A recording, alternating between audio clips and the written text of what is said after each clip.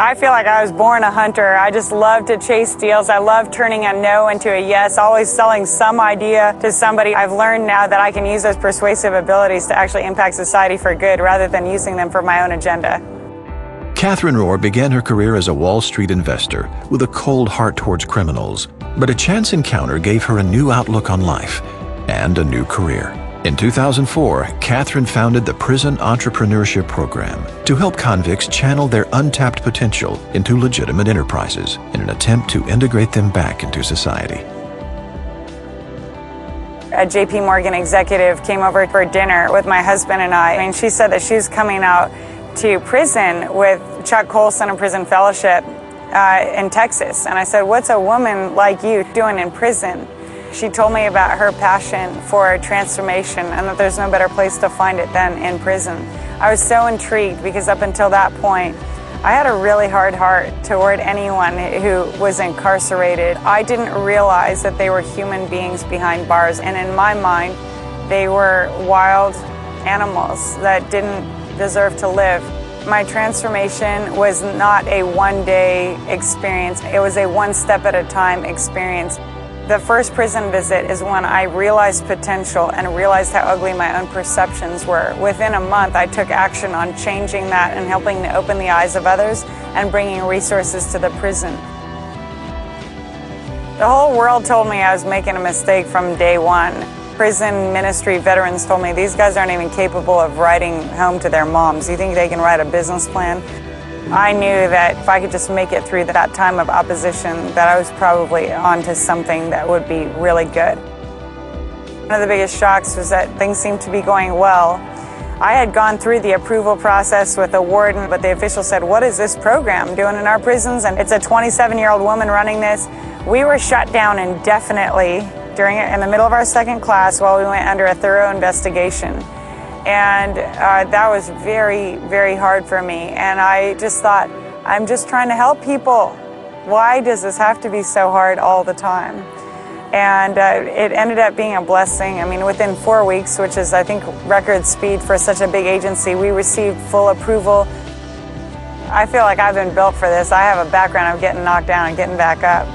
I had a lot of resolve, and when I commit, and I'm not going to back down. And challenges and obstacles hurt.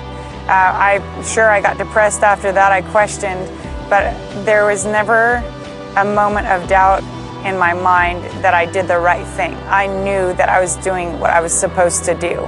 How it was all going to turn out, I didn't know, but I didn't feel like I needed to know the outcome. All I needed to do was be faithful to this vision one day after another. One of the best things that I've done is seek out the best people I could possibly find and pick their brains and stay as close to them as I can and involve them in strategic decision making about my life and about every step that I've taken. So I had a great circle of counselors to go to when the times get tough, and they do all the time, but I have a pretty good circle of people who are always there to counsel me. I rely heavily on their strength. I wonder what it would be like if I was known for the worst thing that I've ever done. These men are sentenced to prison to pay their debt to society, to do their time.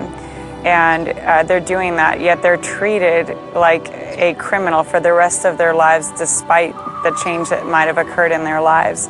And we all make mistakes, and I believe that America is a land of second chances. I believe that we need to embrace these people and equip them, because 95% of men who are incarcerated come back out into society. And so it's our choice to either turn our backs to them or to actually help them to rise up and to become productive citizens. We did a Business 101 panel in prison with these executives who came there, and we talked to these guys about becoming entrepreneurs, and they were very simple concepts. And for these guys to hear that they could actually amount to something good, it was like breathing life into them. And so to hear from strangers who flew in, who have all these other things that they could be doing, that you could be productive and make it. Actually, there's no good reason for you not to, was life-giving for these men. I have seen for myself the incredible transformation and the miracles that take place. It's undeniable when you take someone who at one point was a gang leader, a taker of lives, a murderer, and a drug dealer, And now he becomes a compassionate father and an entrepreneur who is hiring his PEP brothers, and he's talking at youth groups and giving back to society.